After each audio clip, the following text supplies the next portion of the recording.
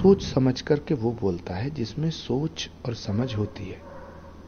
जिसमें समझ होगी वो सोच के बोलेगा। राहुल गांधी जी को एक आदत पड़ गई है, गंदी आदत, बुरी आदत,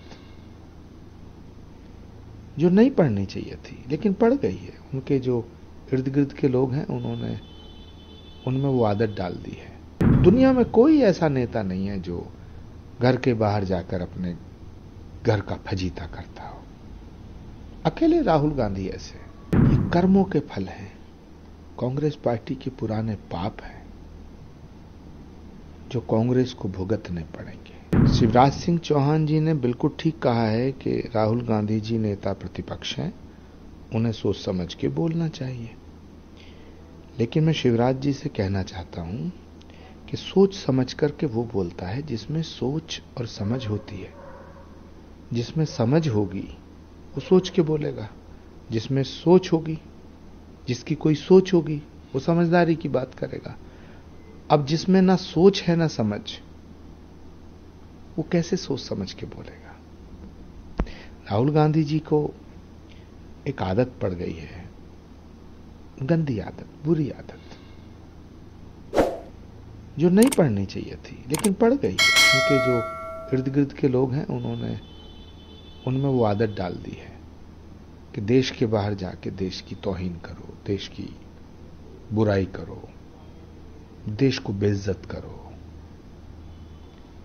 दुनिया में कोई ऐसा नेता नहीं है जो घर के बाहर जाकर अपने घर का फजीता करता हो।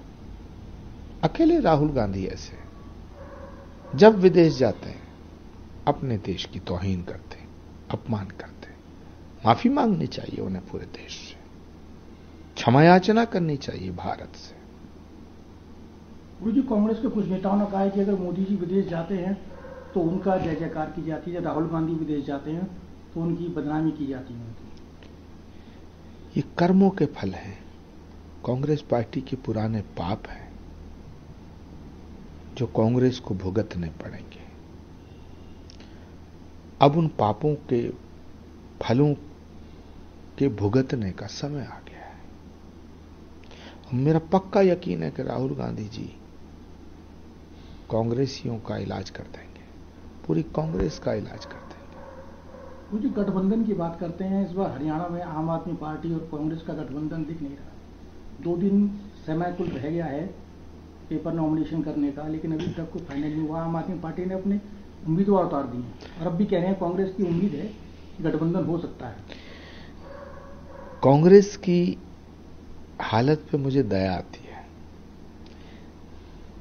125 साल से ज्यादा पुरानी पार्टी, राष्ट्रीय पार्टी की ये हालत हो गई है कि रीजनल पार्टियों के चौखट पे गठबंधन के लिए गिड़गिड़ाते हैं। अभी भी किसी कांग्रेस के नेता की ये हिम्मत नहीं है कि वो डंके की चोट पे ये बोल दे कि हम गठबंधन नहीं करेंगे।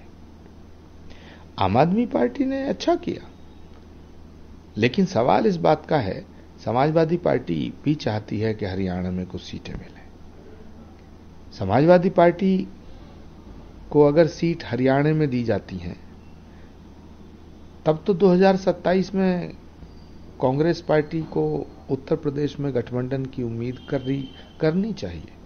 लेकिन अगर समाजवादी पार्टी को, आम आदमी पार्टी को हरियाणा में कांग्रेस सीट नहीं देगी तो फिर कांग्रेस की हालत दिल्ली में और उत्तर प्रदेश में क्या होगी, ये कहा नहीं जा सकता है। लेकिन अफसोस कि राहुल गांधी जी के नेतृत्व में कांग्रेस आज किस हाल में खड़ी है, जैसे सांप के मुंह में छछूंदर है। ना गठबंधन अंदर को जाता है, ना गठबंधन बाहर को जाता है। ये बेमेल निकाह था जो एक झटके में 3 तलाक बोलने से पहले ही खत्म हो गया।